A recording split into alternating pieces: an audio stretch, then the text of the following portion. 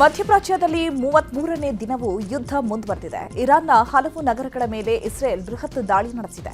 ಟೆಹರಾನ್ನ ಹಲವು ಕಟ್ಟಡಗಳ ಮೇಲೆ ಇರಾನ್ ಕ್ಷಿಪಣಿ ದಾಳಿ ನಡೆಸಿದೆ. ಡಜನ್ಗಟ್ಟಲೆ ಯುದ್ಧ ವಿಮಾನಗಳು ಇರಾನ್ ಮೇಲೆ ಸಂಚರಿಸಿ ಏರ್ ಸ್ಟ್ರೈಕ್ ಮಾಡಿದೆ. ಟೆಹರಾನ್, ಇಸ್ಫಹಾನ್, ಕರ್ಸ್ ಮತ್ತು ಸಿಸ್ತಾನ್ನಲ್ಲಿ ಹಲವು ಸ್ಫೋಟಗಳು ಕೇಳಿಬಂದಿದೆ.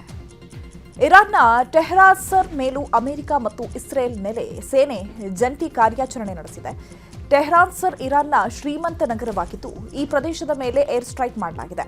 ಇಸ್ರೇಲ್ ದಾಳಿಯಲ್ಲಿ ಹಲವು ಕಟ್ಟಡಗಳು ಧ್ವಂಸವಾಗಿದೆ. ಇರಾನ್ನ ಮೆಹ್ರಾಬಾದ್ ವಿಮಾನ ನಿಲ್ದಾಣದ ಮೇಲೂ ಇಸ್ರೇಲ್ ದಾಳಿ ನಡೆಸಿದೆ. ಅಮೆರಿಕ ಹಾಗೂ ಇಸ್ರೇಲ್ ಜಂಟಿ ದಾಳಿಯಲ್ಲಿ ಹಲವು ವಿಮಾನಗಳು ನಾಶವಾಗಿದೆ. ಇದೇ ವೇಳೆ ಟೆಹರಾನ್ನಲ್ಲಿ ಕ್ಯಾನ್ಸರ್ ಔಷಧಿ ಉತ್ಪಾದಿಸುವ ಔಷಧ ಕಂಪನಿ ಇಸ್ಫಹಾನ್ನಲ್ಲಿರುವಂತಹ ಉಕ್ಕಿನ ಕೈಗಾರಿಕೆ ಮೇಲೂ ಇಸ್ರೇಲ್ ಅಟ್ಯಾಕ್ ಮಾಡಿದೆ. ಇರಾನ್ನ ಇಂಧನ ಮೂಲಸೌಕರ್ಯ ಹಾಗೂ ವಿದ್ಯುತ್ ವಿತರಣಾ ಕೇಂದ್ರಗಳ ಮೇಲೆ ಅಮೆರಿಕ ಹಾಗೂ ಇಸ್ರೇಲ್ ದಾಳಿ ಹಿನ್ನೆಲೆ ಇರಾನ್ನ ಹಲವು ನಗರಗಳಲ್ಲಿ ಕರೆಂಟ್ ಕಟ್ ಆಗಿದೆ. ಟೆಹರಾನ್ನ ಮಸೌದಿಹ್ ಮತ್ತು ಟೆಹರಾನ್ಸರ್ ಸೇರಿದಂತೆ ಹಲವು ನಗರಗಳು ಕತ್ತಲೆಯಲ್ಲಿ ಮುಳುಗೋಗಿದೆ. ಇರಾನ್ನ ಬಾಂದರ್ ಅಬ್ಬಾಸ್ ಮೇಲೂ ಇಸ್ರೇಲ್ ಅಟ್ಯಾಕ್ ಮಾಡಿದೆ. ಇಸ್ರೇಲ್ ದಾಳಿಯಲ್ಲಿ ಬಾಂದರ್ ಅಬ್ಬಾಸ್ ಧ್ವಂಸಗೊಂಡಿದೆ. ಹಲವು ನಾಗರಿಕರಿಗೆ ಗಂಭೀರ ಗಾಯಗಳಾಗಿದೆ. ಇನ್ನು ಇರಾನ್ನ ನಂಟಾಜ್ ಪರಮಾಣು ಸೌಲಭ್ಯದ ಮೇಲೂ ಇಸ್ರೇಲ್ ದಾಳಿ ನಡೆಸಿದೆ. ಇಸ್ರೇಲ್ ನಡೆಸಿದ ದಾಳಿಯಲ್ಲಿ ನಂಟಾಜ್ ಪರಮಾಣು ಕೇಂದ್ರದ ಬಳಿ ಭಾರೀ ಬೆಂಕಿ ಕಾಣಿಸಿಕೊಂಡಿದೆ. ಇಸ್ಫಹಾನ್ ಮೇಲಿನ ದಾಳಿಗಿಂತ ಹೆಚ್ಚಾಗಿ ದಾಳಿ ಮಾಡಲಾಗಿದೆ.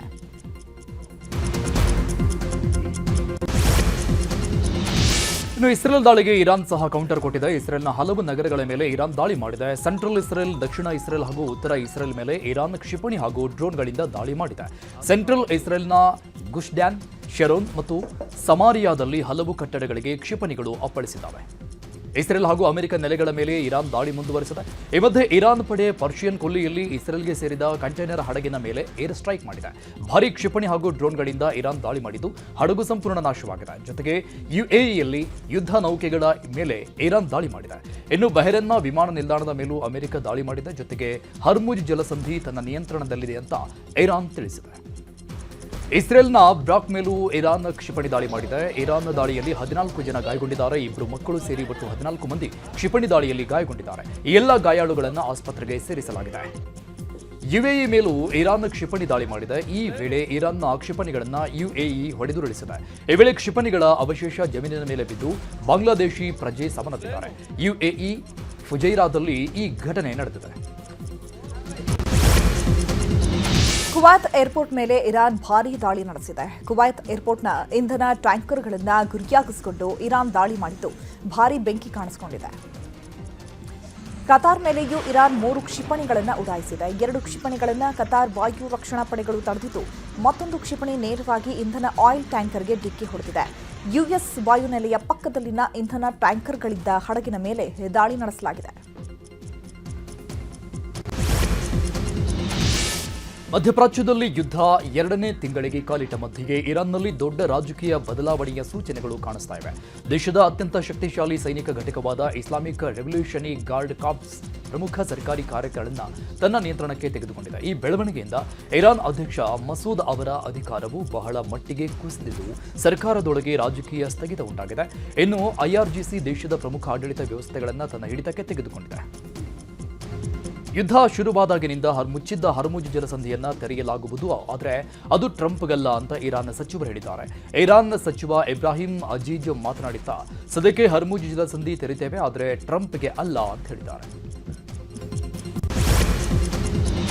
ಇರಾನ್ನ ಮೇಲೆ ಅಮೆರಿಕ ಸೇನೆ ಮುಗಿಬಿದ್ದಿದೆ. ಇರಾನ್ನ ಸೈನಿಕ ತಾಣಗಳ ಮೇಲೆ ಅಮೆರಿಕ ಏರ್ ಸ್ಟ್ರೈಕ್ ನಡೆಸಿದೆ. ಈ ದಾಳಿಯಲ್ಲಿ ಅಮೆರಿಕ ಅತ್ಯಾಧುನಿಕ ಮತ್ತು ನಿಖರ ಗುರಿ ಹೊಂದುವ ಶಸ್ತ್ರಾಸ್ತ್ರಗಳನ್ನು ಬಳಸಿದೆ.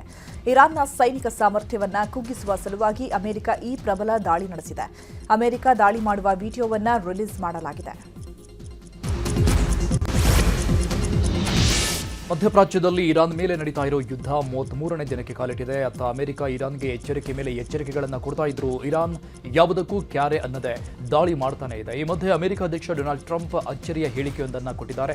ಇನ್ನೂ ಹೆಚ್ಚು ದಿನ ಯುದ್ಧ ನಡೆಯಲ್ಲ, ನಾವು ನಮ್ಮ ಟಾರ್ಗೆಟ್ ರೀಚ್ ಮಾಡಿದ್ದೇವೆ, ಇನ್ನೊಂದೆರಡು ವಾರದಲ್ಲೇ ನಮ್ಮ ಕೆಲಸವನ್ನು ನಾವು ಮುಗಿಸ್ತೀವಿ ಅಂತ ಹೇಳಿದ್ದಾರೆ.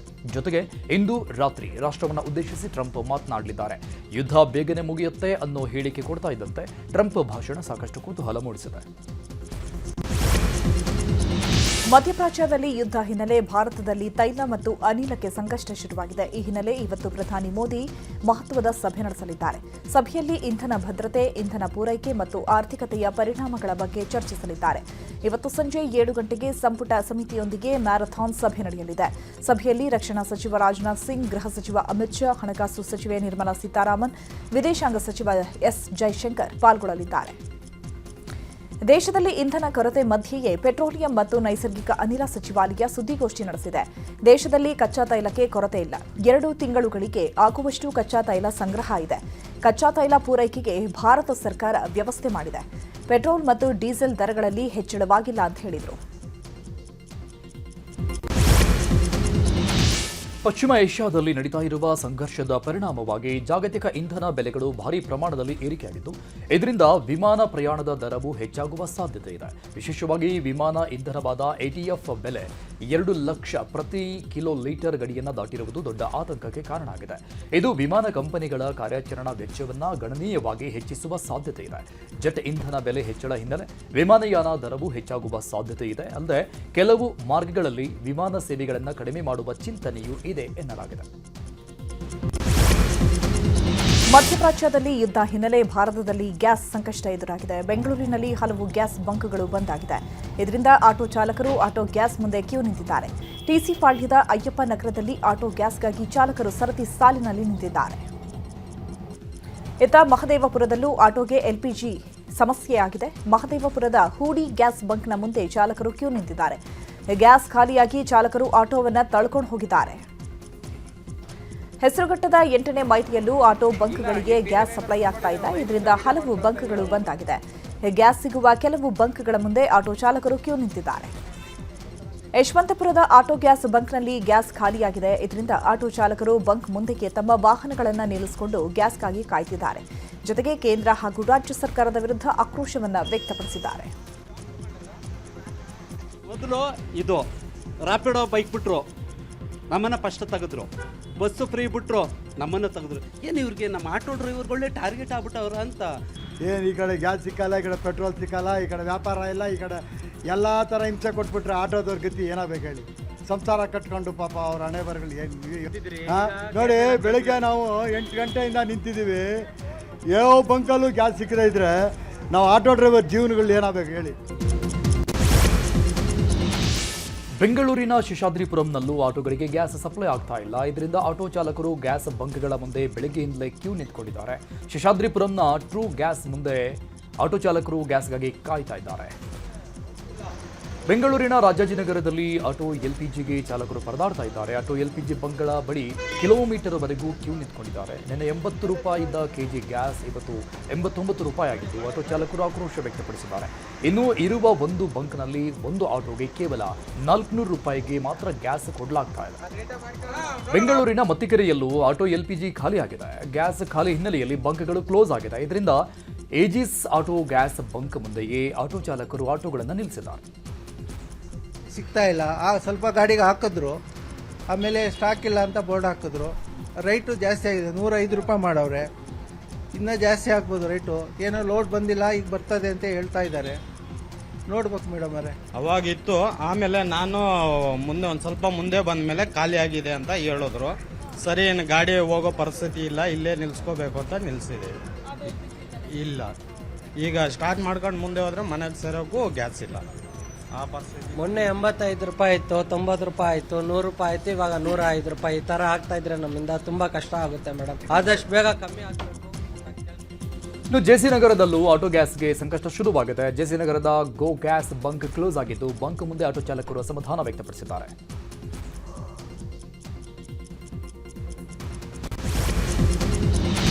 ಬೆಳಗಾವಿಯಲ್ಲೂ ಆಟೋಗಳಿಗೆ LPG ಗ್ಯಾಸ್ ಸಿಗ್ತಾ ಇಲ್ಲ. ಬಂಕ್ ಮುಂದೆಯೇ ಆಟೋ ಚಾಲಕರು ಕಿಲೋಮೀಟರ್ ಗಟ್ಟಲೆ ಕ್ಯೂ ನಿಂತಿದ್ದಾರೆ. ಈ ನಡುವೆ ಗ್ಯಾಸ್ ದರ ಏರಿಕೆಯಿಂದ ಆಟೋ ಚಾಲಕರು ಆಕ್ರೋಶವನ್ನು ವ್ಯಕ್ತಪಡಿಸಿದ್ದಾರೆ. ಮತ್ತು ಗ್ಯಾಸ್ ಪ್ರಾಬ್ಲಮ್ ಐತ್ರಿ. ಮತ್ತು 5 ಪಂಪ್ ಐತ್ರಿ. 5 ಪಂಪ್ ಇದ್ರಿಗೆ 4 ಪಂಪ್ ಇದ್ರಿಗೆ ಗ್ಯಾಸ್ ಇಡ್ರಿ. ಮತ್ತು ಆಲ್ಟೋ ಸರ್ಕಲಿದ ಗೋವಾ ಗ್ಯಾಸ್ಗೆ ಒಂದು ಗ್ಯಾಸ್ ಐತ್ರಿ. ಮತ್ತು 3-4 ಕಿಲೋಮೀಟರ್ ಗಾಡಿನ ಮತ್ತು ತಗೊಂಡು ಬರೋರಿ. ಮತ್ತು ಬಾರ್ ಪ್ರಾಬ್ಲಮ್ ಆಗ್ರಿ. ಮತ್ತು ಯಾರು ಇಲ್ಲೇನೋ DC ಸಾರ್ ಐತ್ರಿ, ಮತ್ತು ರಾಜು ಸೇಡ್ ಐತ್ರಿ. ಈಗ ಯಾರು ಬರಂಗಿಲ್ಲ, ನಮಗೆ ಹೇಳಂಗಿಲ್ರಿ ಹೆಂಗೆ. ಆಟೋ ಗ್ಯಾಸ್ ದರ ಏರಿಕೆ ಹಿನ್ನೆಲೆ ಹಾವೇರಿಯ ರಾಣೆಬೆನ್ನೂರಿನಲ್ಲಿ ಆಟೋ ಚಾಲಕರು ಪ್ರತಿಭಟನೆ ಮಾಡಿದ್ದಾರೆ. 1 ಕೆಜಿ ಆಟೋ ಗ್ಯಾಸ್ ಬೆಲೆ 99.95 ರೂಪಾಯಿ ಆಗಿದ್ದು, ರೊಚ್ಚಿಗೆದ್ದ ಆಟೋ ಚಾಲಕರು ಬಂಕ್ ಮುಂದೆಯೇ ಪ್ರತಿಭಟನೆ ಮಾಡಿದ್ದಾರೆ. ರಾಯಚೂರು ಆಟೋ ಗ್ಯಾಸ್ ಬಂಕ್ಗಳಲ್ಲಿ ಸಂಕಷ್ಟ ಶುರುವಾಗಿದೆ. ರಾಯಚೂರು ನಗರದಲ್ಲಿ 3 ಗ್ಯಾಸ್ ಬಂಕ್ಗಳು ಬಂದ್ ಆಗಿದ್ದು, ಆಟೋ ಚಾಲಕರು ಸಂಕಷ್ಟಕ್ಕೆ ಸಿಲುಕಿದ್ದಾರೆ. ಗ್ಯಾಸ್ ಇಲ್ಲದೆ 3 ರಿಂದ 4 ಸಾವಿರ ಆಟೋಗಳು ಸಂಕಷ್ಟ ಅನುಭವಿಸ್ತಾ ಇದೆ. ಚಿಕ್ಕಮಗಳೂರಲ್ಲೂ ಆಟೋಗಳಿಗೆ ಗ್ಯಾಸ್ ಸಿಗ್ತಾ ಇಲ್ಲ. ಜಿಲ್ಲೆಯಲ್ಲಿರುವ 4 ಎಲ್ಪಿಜಿ ಆಟೋ ಗ್ಯಾಸ್ ಬಂಕ್ ಬಂದ್ ಆಗಿದೆ. ಸ್ಟಾಕ್ ಇಲ್ಲದೆ ಎಲ್ಪಿಜಿ ಗ್ಯಾಸ್ ಬಂಕ್ ಬಂದ್ ಮಾಡಲಾಗಿದೆ. ಗ್ಯಾಸ್ ಬಂಕ್ ಕ್ಲೋಸ್ ಹಿನ್ನೆಲೆಯಲ್ಲಿ ಆಟೋಗಳನ್ನು ಬಂಕ್ನಲ್ಲೇ ನಿಲ್ಲಿಸಿ ಚಾಲಕರು ಹೋಗಿದ್ದಾರೆ. ಇನ್ನು ಗ್ಯಾಸ್ ಪೂರೈಕೆ ಆಗದ ಹಿನ್ನೆಲೆ ಜಿಲ್ಲಾಧಿಕಾರಿಗಳಿಗೆ ಆಟೋ ಚಾಲಕರು ಮನವಿ ಸಲ್ಲಿಸಿದ್ದಾರೆ. ಗ್ಯಾಸ್ ಇಲ್ಲದೆ ನಾವು ಆಟೋ ಓಡಿಸಲು ಆಗ್ತಾ ಇಲ್ಲ ಅಂತ ಮನವಿ ಕೊಟ್ಟಿದ್ದಾರೆ. ಸುಮಾರು 4,000 ಜನ ಆಟೋ ಚಾಲಕರಿಗೆ ಮಾಲೀಕರಿಗೆ ತುಂಬಾ ತೊಂದರೆ ಆಗಿದೆ. ಕಾರಣ ಗ್ಯಾಸ್ ಇಲ್ಲದ ಕಾರಣ. LPG ಆಟೋ ಚಿಕ್ಕಮಗಳೂರಲ್ಲಿ 2,500-3 ಸಾವಿರ ಆಟೋ ಇದೆ. 2 ದಿವಸದಿಂದ 3 ದಿವಸದಿಂದ ಗ್ಯಾಸ್ ತಂದಿಲ್ಲ ನಮಗೆ. ನಾವು 2,500 ಸಾವಿರ 3 ಜನ ಆಟೋ 3 ಸಾವಿರ ಆಟೋಗಳು ರೋಡಲ್ಲಿ ನಿಂತಿದ್ದಾವೆ. ಇದಕ್ಕೆ ಯಾರು ಹೊಣೆ ಅಂತ ಗೊತ್ತಿಲ್ಲ. ಬೆಂಗಳೂರು ದಕ್ಷಿಣ ಜಿಲ್ಲೆಯಲ್ಲೂ ಗ್ಯಾಸ್ ಸಿಲಿಂಡರ್ ಸಿಗದೆ ಆಟೋ ಚಾಲಕರು ಕಂಗಾಲಾಗಿದ್ದಾರೆ. ರಾಮನಗರದ ಹೊರವಲಯದಲ್ಲಿರುವ ಬಂಕ್ಗಳಲ್ಲಿ ಗ್ಯಾಸ್ ಸ್ಟಾಕ್ ಇಲ್ಲದೆ ಬೀಗ ಹಾಕಲಾಗಿದೆ. ಬಂಕ್ಗೆ ಬೀಗ ಹಿನ್ನೆಲೆಯಲ್ಲಿ ಗ್ಯಾಸ್ ತುಂಬಿಸಿಕೊಳ್ಳಲು ಬಂದ ಆಟೋ ಚಾಲಕರು ಪರದಾಡ್ತಾ ಇದ್ದಾರೆ. ಇನ್ನು ಮಂಗಳೂರಲ್ಲೂ ಕೂಡ ಆಟೋ LPG ಗ್ಯಾಸ್ ಬಂಕ್ಗಳು ಬಂದಾಗಿದೆ. ಇದರಿಂದ ಆಟೋ ಚಾಲಕರು ಗ್ಯಾಸ್ ಸಿಗದೆ ಪರದಾಡುವಂತಾಗಿದೆ. ಮಂಗಳೂರು ನಗರದಲ್ಲಿರುವ 7 ಗ್ಯಾಸ್ ಬಂಕ್ಗಳಲ್ಲೂ ಗ್ಯಾಸ್ ಖಾಲಿಯಾಗಿದೆ. ಎಲ್ಲೂ ಗ್ಯಾಸ್ ಇಲ್ಲ ಸರ್. ನಾವು ಎಲ್ಲ 3-4 ಪಂಪ್ ಇದೆ. 3-4 ಪಂಪಿಗೆ ಹೋಗಿ ಸುತ್ತಾಡ್ಕೊಂಡು ಬರೋದು ಸರ್. ನಿನ್ನೆ ಬೀಚ್-ರೋಡಿಗೆ ಹೋಗಿದ್ದೇವೆ, ಅಲ್ಲಿ ಸಹ ಇಲ್ಲ. 24 ಕಿಲೋಮೀಟರ್ ಖರ್ಚು ಮಾಡಿ ವಾಪಸ್ ಬಂದು ಗ್ಯಾಸ್ ಇಲ್ಲ. ಇದೇ ಸಮಸ್ಯೆ ನಮಗೆ, ಬೇರೆ ಯಾವುದಿಲ್ಲ. ಎಲ್ಲ 3-4 ಸಾವಿರ ಆಟೋ ಇದೆ. ನಾವು ಅದರಲ್ಲೇ ದುಡಿಯುವವರು, ಅದರಲ್ಲೇ ಆಗಬೇಕು. ನಮ್ಮ ಮನೆ ಖರ್ಚು ಎಲ್ಲ ಆಗಬೇಕು. ನಮಗೆ ಯಾವುದು ಬೇರೆ ಗೊತ್ತಿಲ್ಲ. ನಮಗೆ ಇದು ಬಿಟ್ಟರೆ ಬೇರೆ ಯಾವುದೂ ಇಲ್ಲ. ಹಾಗೆ ಇದರಲ್ಲಿ ಮಧ್ಯಪ್ರಾಚ್ಯ ದೇಶಗಳ ಯುದ್ಧದಿಂದಾಗಿ ಗದಗ ಜಿಲ್ಲೆಯಲ್ಲಿ ಗ್ಯಾಸ್ ಸಿಲಿಂಡರ್ ಸಮಸ್ಯೆ ಮುಂದುವರೆದಿದೆ. ನರಗುಂದ ಪಟ್ಟಣದಲ್ಲಿ ಗ್ಯಾಸ್ ಸಿಲಿಂಡರ್ಗಾಗಿ ಅರ್ಧ ಕಿಲೋಮೀಟರ್ ಉದ್ದಕ್ಕೂ ಜನರು ಸರತಿ ಸಾಲಿನಲ್ಲಿ ನಿಂತಿದ್ದಾರೆ. ಊಟ ನಿದ್ದೆ ಬಿಟ್ಟು ನಸುಕಿನಿಂದಲೇ ಕ್ಯೂ ಹಚ್ಚಿದ್ದಾರೆ. ಸಿದ್ದನಬಾವಿ ಓಣಿಯಲ್ಲಿರೋ ಇಂಡಿಯನ್ ಗ್ಯಾಸ್ ಏಜೆನ್ಸಿ ಮುಂದೆ ಖಾಲಿ ಗ್ಯಾಸ್ ಸಿಲಿಂಡರ್ ಹಿಡಿದು ನೂರಾರು ಗ್ರಾಹಕರು ಕ್ಯೂ ನಿಂತಿದ್ದಾರೆ. ಇನ್ನು ಚಿಕ್ಕಮಗಳೂರಿನಲ್ಲೂ ಗ್ಯಾಸ್ ಸಿಲಿಂಡರ್ ಕೊರತೆ ಉಂಟಾಗಿದ್ದು, ಅಜ್ಜಂಪುರ ಪಟ್ಟಣದಲ್ಲಿ ಗ್ಯಾಸ್ ಏಜೆನ್ಸಿ ಮುಂದೆ ಜನ ಕ್ಯೂ ನಿಂತಿದ್ದಾರೆ. ಖಾಲಿ ಸಿಲಿಂಡರ್ ಹಿಡಿದು ಸರತಿ ಸಾಲಿನಲ್ಲಿ 500ಕ್ಕೂ ಹೆಚ್ಚು ಜನ ನಿಂತಿದ್ದು, ಅಹಿತಕರ ಘಟನೆ ನಡೆಯದಂತೆ ಪೊಲೀಸ್ ನಿಯೋಜನೆ ಮಾಡಲಾಗಿದೆ.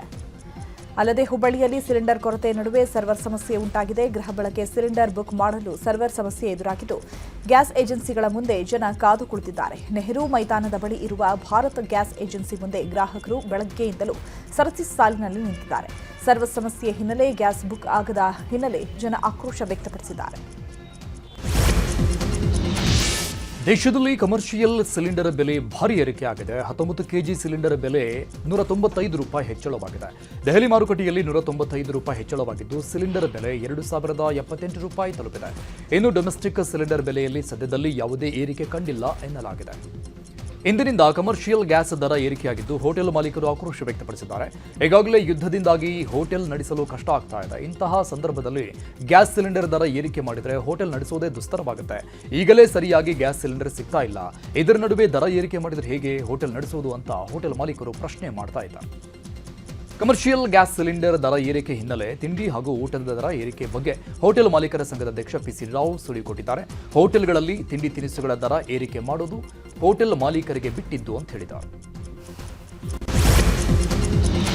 ಇಂಧನ ಅಭಾವದ ಮಧ್ಯೆಯೇ ತೈಲ ಟ್ಯಾಂಕರ್ ನಡು ರಸ್ತೆಯಲ್ಲಿ ಹೊತ್ತಿ ಉರಿದಿದೆ. ಜಮ್ಮು ಕಾಶ್ಮೀರದ ನರ್ವಾಲ್ ಪ್ರದೇಶದಲ್ಲಿ ಘಟನೆ ನಡೆದಿದೆ. ತೈಲ ಟ್ಯಾಂಕರ್ನಿಂದ ಪಕ್ಕದಲ್ಲೇ ಇದ್ದ 5 ಟ್ರಕ್ಗಳಿಗೆ ಬೆಂಕಿ ತಗುಲಿ ಸುಟ್ಟು ಭಸ್ಮವಾಗಿದೆ.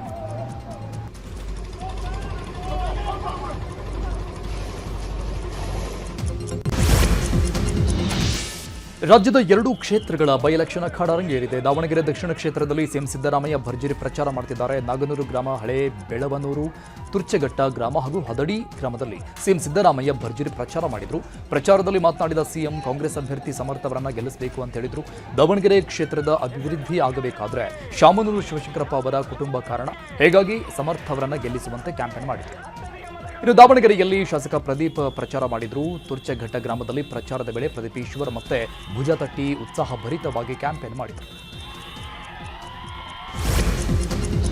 ದಾವಣಗೆರೆ ಉಪಚುನಾವಣೆ ಅಖಾಡ ರಂಗೇರಿದೆ. 2ನೇ ದಿನ ಪ್ರಚಾರದ ಅಖಾಡಕ್ಕೆ ಮಾಜಿ ಮುಖ್ಯಮಂತ್ರಿ ಬಿಎಸ್ ಯಡಿಯೂರಪ್ಪ ಆಗಮಿಸಿದ್ದು, ದಾವಣಗೆರೆ ದಕ್ಷಿಣ ಕ್ಷೇತ್ರದ ಬಿಜೆಪಿ ಅಭ್ಯರ್ಥಿ ಶ್ರೀನಿವಾಸ ದಾಸಕರಿಯಪ್ಪ ಪರ ಮತಯಾಚನೆ ಮಾಡುತ್ತಿದ್ದಾರೆ. ಬಸವರಾಜಪೇಟೆಯಿಂದ ತೆರೆದ ವಾಹನದಲ್ಲಿ ಚುನಾವಣಾ ಪ್ರಚಾರ ಮಾಡಿದರು. ಹುಬ್ಬಳ್ಳಿ, ಚೌಡಪ್ಪಗಲ್ಲಿ, ಮಹಾರಾಜಪೇಟೆ, ಹಾಸಭಾವಿ ವೃತ್ತದಲ್ಲಿ ರೋಡ್ ಶೋ ಮಾಡಿದರು. ಮೆರವಣಿಗೆ ಉದ್ದಕ್ಕೂ ಪುಷ್ಪವೃಷ್ಟಿ ಮೂಲಕ ಬಿಎಸ್ವೈಗೆ ಅದ್ದೂರಿ ಸ್ವಾಗತ ಕೋರಲಾಯಿತು. ಬಾಗಲಕೋಟೆ ಉಪ ಚುನಾವಣೆ ಅಖಾಡಕ್ಕೆ ಡಿಸಿಎಂ ಶಿವಕುಮಾರ್ ಎಂಟ್ರಿ ಆಗಿದ್ದಾರೆ. ಉಸ್ತುವಾರಿ ರಣದೀಪ್ ಸಿಂಗ್ ಸುರ್ಜೇವಾಲಾ, ಕಾಂಗ್ರೆಸ್ ಕಾರ್ಯದರ್ಶಿ ಸಾಧು ಕೋಕಿಲ ಪ್ರಚಾರದಲ್ಲಿ ಭಾಗಿಯಾಗಿದ್ದಾರೆ. ಪ್ರಚಾರದ ವೇಳೆ ಡಿಕೆಶಿಗೆ ವಿಜಯಾನಂದ ಕಾಶ್ಯಪ್ಪನವರ ಡ್ರೈವರ್ ಆಗಿದ್ದರು.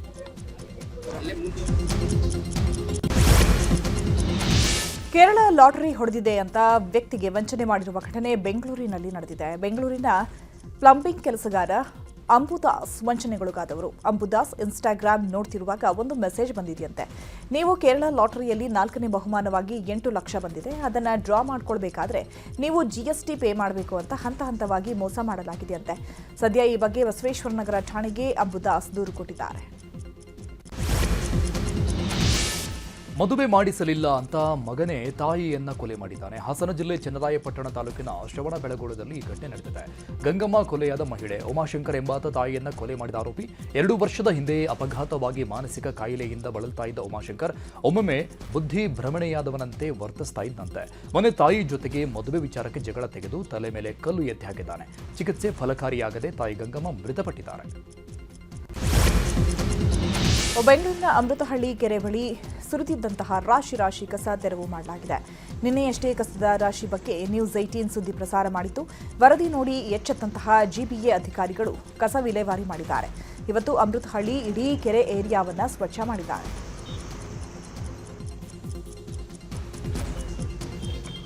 ತುಂಬ ಖುಷಿ ಅನಿಸುತ್ತೆ. BBMP ಇದೇ ರೀತಿ ಕೆಲಸ ಮಾಡಬೇಕು. ಎಲ್ಲಂದ್ರಲ್ಲಿ ಕಸ ಹಾಕ್ತಿದ್ದಾರೆ. ನಮ್ಮ ಬೆಂಗಳೂರು BBMP ಇದ್ದದನ್ನ ಈಗ ಗ್ರೇಟರ್ ಬೆಂಗಳೂರು ಮಾಡಿದ್ದಾರೆ. ಯಾರು ನಮ್ಮ DK ಶಿವಕುಮಾರ್ ಅವರು. ಎಲ್ಲ ಕಡೆ ಕಸ ಪ್ರತಿಯೊಂದು ಮೇನ್ ರೋಡಲ್ಲೂ ಕೂಡ ಕಸ ಬೀಳ್ತಾ ಇದೆ. ಅದನ್ನು ನೀವು ಸುದ್ದಿ ಮಾಡಿ ಇವತ್ತು ಏನು ಅಮೃತಹಳ್ಳಿಯಲ್ಲಿ ನೀವು ಕ್ಲಿಯರ್ ಮಾಡಿದ್ದಾರೆ ಕಸನ. ಅಲ್ಲಲ್ಲಿ ಕಸ ಕಾಣಿಸಿದೆ ಈಗಲೂ, ಆದರೂ ನಿಮ್ಮ ಇದರಿಂದ ಕ್ಲಿಯರ್ ಆಗಿದೆ. ಪ್ರತಿದಿನವೂ ನೋಡ್ತೀವಿ, ಹೆವಿ ಸ್ಮೆಲ್ ಬರ್ತಿತ್ತು. ತುಂಬ ಗಾರ್ಬೇಜ್ ಆಗ್ತಿದ್ರು. ಬಟ್ ಈಗ ಕ್ಲೀನ್ ಮಾಡಿರೋದ್ರಿಂದ ಸ್ಮೆಲ್ ತುಂಬ ಕಡಿಮೆ ಆಗಿದೆ. ಸೊ ಅದರಿಂದ ತುಂಬ ಜನಗಳು ನೋಡಿ ವೆಹಿಕಲ್ಸ್ ಎಲ್ಲ ಆರಾಮಾಗಿ ಓಡಾಡುತ್ತೆ. ಸ್ಮೆಲ್ ತುಂಬ ಕಡಿಮೆ ಆಗುತ್ತೆ. Thank you so much. Shivamogga lion ಸಫಾರಿಯಲ್ಲಿ ನೀರಾನೆ ದಾಳಿಗೆ ಬಲಿಯಾದ ಪಶುವೈದ್ಯೆ ಡಾಕ್ಟರ್ ಸಮೀಕ್ಷಾ ರೆಡ್ಡಿ ಸಾವಿನ ಬಗ್ಗೆ ತುಂಗಾನಗರ ಠಾಣೆಯಲ್ಲಿ ಪ್ರಕರಣ ದಾಖಲಾಗಿದೆ. ಮೃತ ಸಮೀಕ್ಷಾ ರೆಡ್ಡಿ ಸೋದರ ಮಾವ ಧ್ರುವಕುಮಾರ್ ದೂರು ಕೊಟ್ಟಿದ್ದಾರೆ. ಈ ಬಗ್ಗೆ ಮಾತನಾಡಿದ ಧ್ರುವಕುಮಾರ್, ಅಂದಿನ ಘಟನೆಯನ್ನ ಪೊಲೀಸರು UDR ಆಗಿ ದಾಖಲಿಸಿಕೊಂಡಿದ್ರು. ಇವತ್ತು ನಾವು ಘಟನೆ ಕುರಿತು FIR ದಾಖಲಿಸಲು ಆಗಮಿಸಿದ್ದೇವೆ ಅಂತ ಹೇಳಿದರು. ಘಟನೆಗೆ ಸಂಬಂಧಪಟ್ಟಂತೆ ಅಧಿಕಾರಿಗಳ ಲೋಪ ಎದ್ದು ಕಾಣ್ತಾ ಇದೆ, ಹೀಗಾಗಿ ದೂರು ನೀಡ್ತಾ ಇದ್ದೇವೆ ಅಂತ ಹೇಳಿದರು. ಮಾಡಿದ ಮೇಲೆ ಇದು ಮಾಡೋಕ್ಕಾಗಲ್ಲ ಅಂತೇಳಿ UDR ಮಾಡಿತ್ತು. ಅದೀಗ ಕೇಸು ಮುಂದೆ ಈಗ ಇನ್ವೆಸ್ಟಿಗೇಷನ್ಗೆ ಅವ್ರು ಇನ್ನೂ ಇವತ್ತು ದಿನ ಬಂದಿರೋದು. ಇವತ್ತು ಬಂದು ನಾವೀಗ ಅವ್ರ ಹತ್ರ ಸ್ಟೇಟ್ಮೆಂಟ್ ಎಲ್ಲ ತೊಗೊಂಡ್ಮೇಲೆ ನೆಕ್ಸ್ಟು ತನಿಖೆ ಅದೇ ಮೊಬೈಲ್ ಇವೆಲ್ಲ ಸೇಫಲ್ಲಿ ಕಳಿಸೋದಕ್ಕೆ ರೆಡಿ ಮಾಡ್ತಿದ್ದಾರೆ ಸರ್. ಈಗ ಆರೋಪ ಅಂತ ಏನಿಲ್ಲ, ಅನುಮಾನ ಅಂತ ಕೊಟ್ಟಿದ್ದೀವಿ. ಯಾರ ಮೇಲೆ ಅಂತ ಏನು ಮಾಡಿಲ್ಲ ಸರ್. ಈಗ ಅದನ್ನು ಈಗ ಇವರು ಎಲ್ಲ ತೊಗೊಂಬಂದಿದ್ದಾರೆ ಪೊಲೀಸವರು. ಎಲ್ಲ ಒಂದೊಂದೇ ಎಲ್ಲ ಇದು ಮಾಡ್ತಾ ಇದ್ದಾರೆ ಸರ್. ಸ್ಟೇಷನಲ್ಲೆಲ್ಲ ಏನು ಬೇಕೆಲ್ಲ ನೀಟಾಗಿ ಮಾಡ್ಕೊಂಡು ಬರ್ತಾ ಇದ್ದಾರೆ. ರಿಕವರಿ ಎಲ್ಲ ತೊಗೊಂಡಿದ್ದಾರೆ. ಇಂದು ಐತಿಹಾಸಿಕ ಬೆಂಗಳೂರು ಕರಗ ಉತ್ಸವ ನಡೆಯಲಿದೆ. ಹೂವಿನ ಕರಗಕ್ಕೂ ಅರ್ಚಕ ಜ್ಞಾನೇಂದ್ರ ಮುನ್ನಾ ಕರ್ಪೂರ ಸೇವೆ ಮಾಡಿದ್ದಾರೆ. ಕರ್ಪೂರ ಸೇವೆ ಹಿನ್ನೆಲೆಯಲ್ಲಿ SP ರೋಡ್ ಬಂದ್ ಮಾಡಿ ದಾರಿಯುದ್ದಕ್ಕೂ ಸಾವಿರಾರು kg ಕರ್ಪೂರ ಸೇವೆ ನಡೆಸಲಾಯಿತು.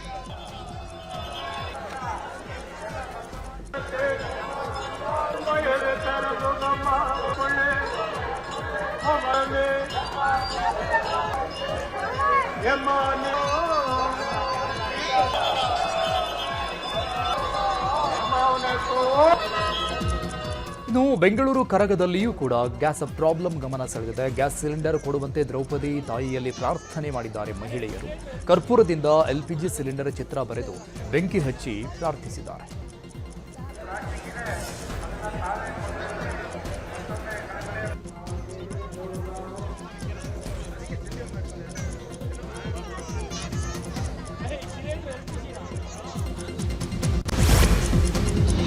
ಬೆಂಗಳೂರು ದಕ್ಷಿಣ ಜಿಲ್ಲೆಯ ರಂಗನಾಥ ಸ್ವಾಮಿಯ ಬ್ರಹ್ಮರಥೋತ್ಸವ ನಡೆಯಿತು. ಸಾವಿರಾರು ಜನರು ರಥೋತ್ಸವದಲ್ಲಿ ಭಾಗಿಯಾಗಿ ರಂಗನಾಥ ಸ್ವಾಮಿ ದರ್ಶನ ಪಡೆದರು.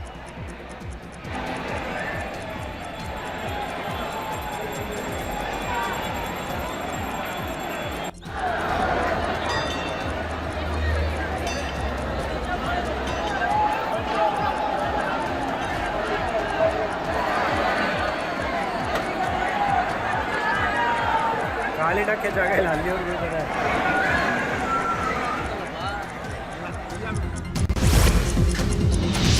ತುಮಕೂರಲ್ಲಿ ಲಿಂಗೈಕ್ಯ ಡಾಕ್ಟರ್ ಶಿವಕುಮಾರ ಸ್ವಾಮೀಜಿ ಅವರ 119ನೇ ಜನ್ಮ ದಿನೋತ್ಸವ ಅದ್ಧೂರಿಯಾಗಿ ನಡೆಯಿತು. ಬೆಳಿಗ್ಗೆಯೇ ಶ್ರೀಗಳ ಗದ್ದುಗೆಗೆ ಪೂಜೆ ಸಲ್ಲಿಸಲಾಯಿತು. ಬಳಿಕ ಶಿವಕುಮಾರ ಶಿವಯೋಗಿಗಳ ಪುತ್ಥಳಿ ಉತ್ಸವ ನಡೆಯಿತು. ಮಠಾಧ್ಯಕ್ಷರಾದ ಶ್ರೀ ಸಿದ್ಧಲಿಂಗ ಸ್ವಾಮೀಜಿ ಪುತ್ಥಳಿ ಉತ್ಸವಕ್ಕೆ ಚಾಲನೆ ಕೊಟ್ಟರು.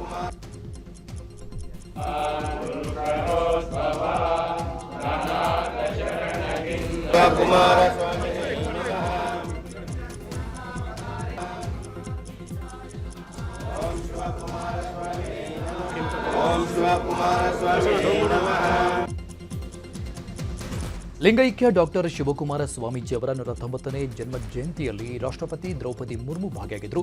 ದ್ರೌಪದಿ ಮುರ್ಮು ಅವರನ್ನ ಜಿಲ್ಲಾ ಉಸ್ತುವಾರಿ ಸಚಿವ ಡಾಕ್ಟರ್ ಜಿ ಪರಮೇಶ್ವರ್, ಕೇಂದ್ರ ಸಚಿವ ವಿ ಸೋಮಣ್ಣ ಬರಮಾಡಿಕೊಂಡರು. ಸಿದ್ಧಗಂಗಾ ಶ್ರೀಗಳ ಗದ್ದುಗೆಗೆ ನಮಿಸಿದ ರಾಷ್ಟ್ರಪತಿ ಮುರ್ಮು ಪ್ರಾರ್ಥನೆ ಮಾಡಿದರು. ಅಸ್ಸಾಂನಲ್ಲಿ ಪ್ರಧಾನಿ ನರೇಂದ್ರ ಮೋದಿ ಭರ್ಜರಿ ಪ್ರಚಾರ ಮಾಡಿದ್ದಾರೆ. ಅಸ್ಸಾಂನ ಗೋಗಾಮುಖ್ನಲ್ಲಿ ಸಭೆ ನಡೆಸಿ ನಂತರ ಬಿಸ್ವನಾಥ್ನಲ್ಲಿ ಕ್ಯಾಂಪೇನ್ ಮಾಡಿದರು. ಈ ವೇಳೆ ಮಾತನಾಡಿದ ಮೋದಿ, ಕಳೆದ 10 ವರ್ಷಗಳಲ್ಲಿ ಅಸ್ಸಾಂನಲ್ಲಿ ಸಾಕಷ್ಟು ಅಭಿವೃದ್ಧಿಗಳನ್ನು ಮಾಡಲಾಗಿದೆ. ಹೇಮಂತ್ ಬಿಸ್ವಾ ಶರ್ಮಾ ನೇತೃತ್ವದಲ್ಲಿ ಅಸ್ಸಾಂ ಕಳೆದ 10 ವರ್ಷಗಳಲ್ಲಿ ಸೇವೆ ಮತ್ತು ಉತ್ತಮ ಆಡಳಿತದ ಹೊಸ ಯುಗಕ್ಕೆ ಸಾಕ್ಷಿಯಾಗಿದೆ ಅಂತ ಪ್ರಧಾನಿ ನರೇಂದ್ರ ಮೋದಿ ಹೇಳಿದ್ದಾರೆ. ಅಭಿವೃದ್ಧಿ ಹೊಂದಿದ ಭಾರತಕ್ಕಾಗಿ ಅಭಿವೃದ್ಧಿ ಹೊಂದಿದ ಅಸ್ಸಾಂ ನಿರ್ಮಿಸುವ ಚುನಾವಣೆ ಇದಾಗಿದೆ ಅಂತ ಹೇಳಿದರು. ಇದೇ ವೇಳೆ ಪ್ರಧಾನಿ ಮೋದಿ ಅಸ್ಸಾಂನ ದಿಬ್ರುಗಢ್ ಜಿಲ್ಲೆಯಲ್ಲಿನ ಚಹಾ ತೋಟಕ್ಕೆ ಭೇಟಿ ನೀಡಿದ್ದಾರೆ. ಟೀ ತೋಟದಲ್ಲಿ ಮಹಿಳಾ ಕಾರ್ಮಿಕರೊಂದಿಗೆ ಸಂವಾದ ನಡೆಸಿದರು ಮತ್ತು ಅಸ್ಸಾಮಿ ಚಹಾದ ಜಾಗತಿಕ ಮಹತ್ವದ ಬಗ್ಗೆ ಮಾತನಾಡಿದ್ದಾರೆ. ಈ ಭೇಟಿಯನ್ನ ಸ್ಮರಣೀಯ ಅನುಭವ ಅಂತ ಕರೆದಿದ್ದಾರೆ.